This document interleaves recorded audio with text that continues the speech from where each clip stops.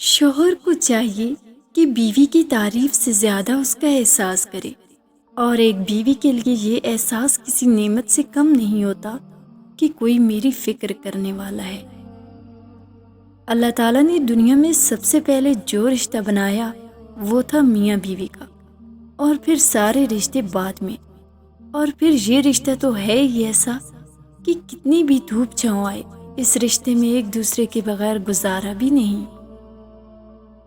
اپنی بیوی کے خلاف کسی کو بات کرنے کا موقع نہ دو، کیونکہ ایک باوقار شخص اپنی بیوی کے وقار اور عزت نفس کا خود خیال رکھتا ہے۔ بیوی کی آنکھ میں کبھی آنسو نہ آنے دے، کیونکہ بیوی روتی ہے تو شوہر کی جیب سے برکت اڑ جاتی ہے، ایک ایک آنسو مہنگا پڑ جاتا ہے، اور پھر شوہر بھی رونے والا ہو جاتا ہے۔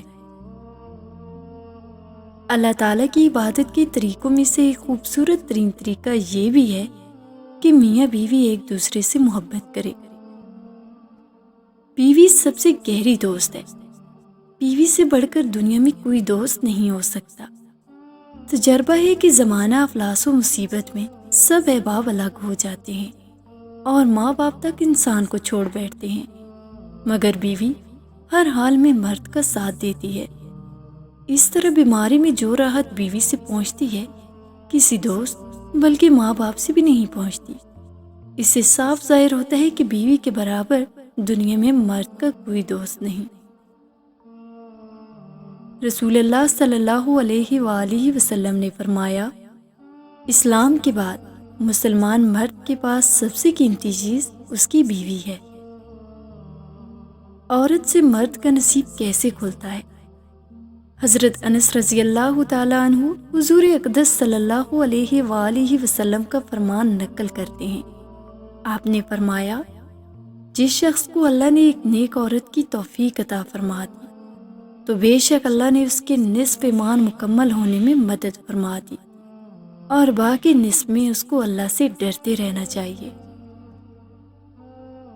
شریعت کا حکم ہے کہ بیوی کا اپنے کتنے بھی اثاثہ ہوں مگر اس کے اخراجات شوہر ہی پورا کرے گا، اور شوہر ایسا کرتا ہے تو بیوی ہمیشہ فرما بردار رہتی ہے، اور اگر ایسا نہیں کرتا تو بیوی بہت جلد اپنے شوہر سے بدگمان ہو جاتی ہے۔ عورت کی وفاداری اس وقت پتہ چلتی ہے جب مرد کے پاس کچھ نہ ہو، اور مرد کی وفاداری اس وقت پتہ چلتی ہے جب مرد کے پاس سب کچھ ہو۔ برداشت کرنا عورت کی فطرت ہے، اگر عورت برداشت نہ کرے تو کم ہی گھر آباد ہوں۔ اللہ نے عورت کو مرد کی پیشانی سے نہیں بنایا کہ وہ مرد پہ حکومت کرے، نہ ہی اس کے پاؤں سے کہ وہ اس کی غلامی کرے، بلکہ اس کی پسلی سے بنایا تاکہ وہ اس کے دل کے قریب رہے۔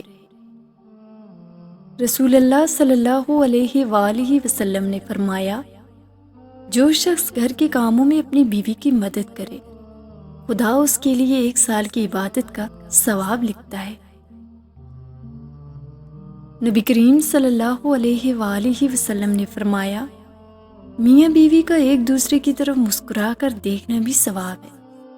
جب دونوں ایک دوسرے کو مسکرا کر دیکھتے ہیں تو فرشتے ان کے نامہ اعمال میں ایک ایک نیکی لکھ دیتے ہیں۔